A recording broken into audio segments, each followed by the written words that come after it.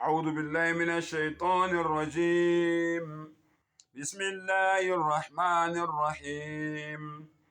إذ قال الله يا عيسى إني متوفيك ورافعك إلي ومطهرك من الذين كفروا وجاعل الذين اتبعوك فوق الذين كفروا إلى يوم القيامة ثم إلي مرجعكم فأحكم بينكم فيما كنتم فيه تختلفون.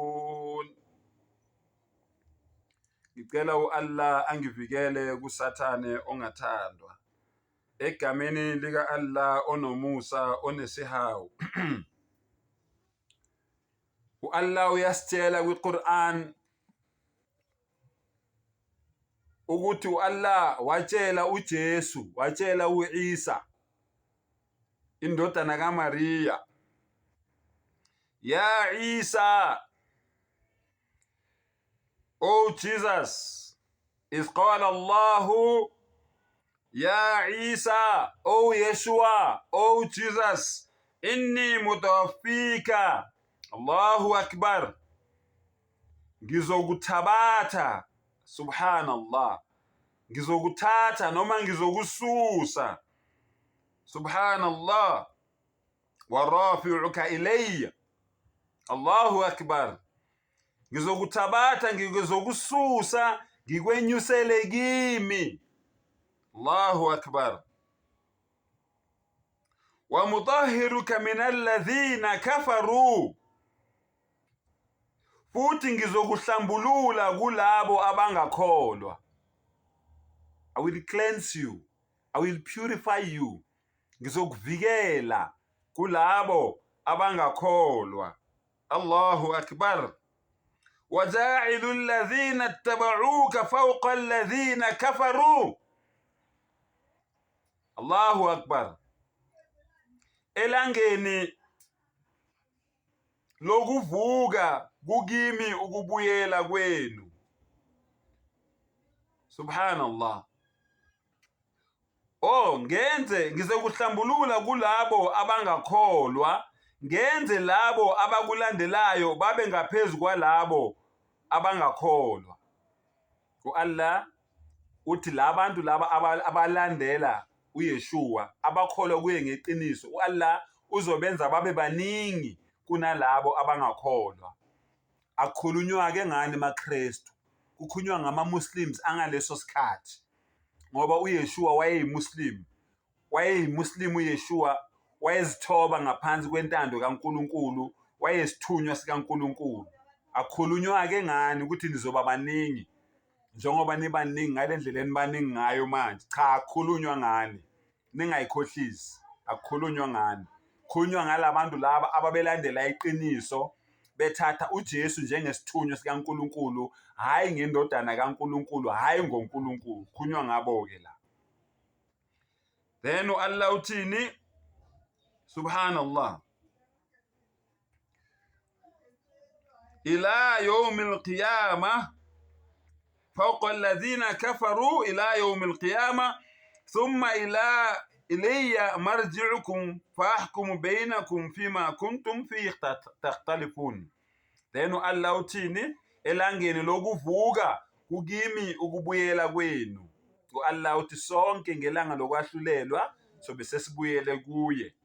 And then u-Allah uthini? Allahu Akbar. Ngizokwehlulela phakathi kwenu mayelana naloko eniphambana kukho.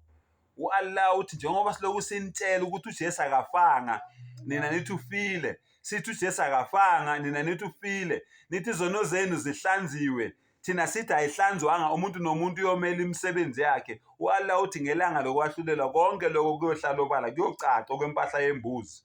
Umuntu nomuntu uyobe azi ukuthi ubeseqinisweni noma ubesemangeni. Subhanallah. Lalela, ngizoyivula manje le verse le esimila efana nayo ngizoyivula manje kuphi eBhayibhelini lapho uJesu etshela abafundi bakhe ukuthi uAllah umtshelile ukuthi uzohamba. Uyavalelisa manje. John 14 iverse 18. John 14 verse 18. Nizwile ukuthi nganitshela ngathi ngiyamuka, kepha ngiyabuyela kini. Uma beningithanda beniyakujabula ngokuba ngiya kuBaba.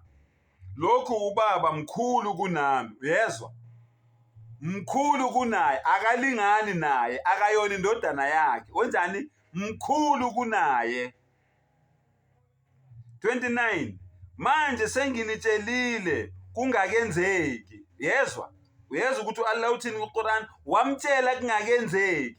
Naye futhi utshela abafundi bakhe ukuthini? Senginitshelile kungakenzeki ukuze nikholwe nxa sekwenzekile. Subhanallah. Udumo lumfanele uAllah. Uthi ukuze nikholwe mangabe sekwenzekile nikholwe, sengihambile mina.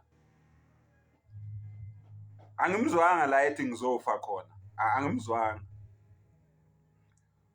Subhanallah. Kodwa ngokuba izwe lazi ukuthi ngiyamthanda uBaba nokuthi ngenza njengokuba uBaba engiyalile. Ukuze izwe lazi ukuthi ngiyamthanda uBaba, ngenza njengoba uBaba engiyalile. Alisho ukuthi mina noBaba siyalingana. Lithi uBaba mkhulu kunami. Ngenza njengoba uBaba engiyalile. Ngicabanga ukuthi kuzwakele bafowethu. Sengathi umdala ngasivula amehlo, asivula ingqondo. Silibone iqiniso njengoba linjalo. Wa akhir dawana anil hamdulillahi rabbil alamin.